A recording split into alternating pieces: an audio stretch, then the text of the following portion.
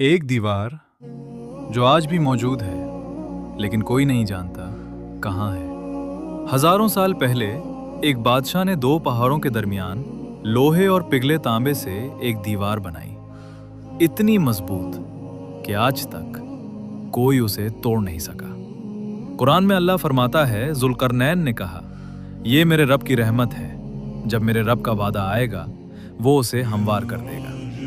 اس دیوار کے پیچھے بند ہیں یاجوج اور ماجوج، اور سب سے حیران کن بات، وہ ہر روز اس دیوار کو کھودتے ہیں، اتنا کہ بس ایک سوراخ رہ جاتا ہے، لیکن جاتے وقت کہتے ہیں کل آ کر توڑ لیں گے، اور اگلے دن دیوار پھر پہلے جیسی ہو جاتی ہے، لیکن ایک دن وہ کہیں گے انشاءاللہ کل توڑیں گے، اور اس دن دیوار ٹوٹ جائے گی اور دنیا کا سب سے بڑا فتنہ شروع ہو جائے گا۔ سوال یہ ہے، وہ دیوار آج کہاں ہے، اور کیا وہ وقت قریب ہے؟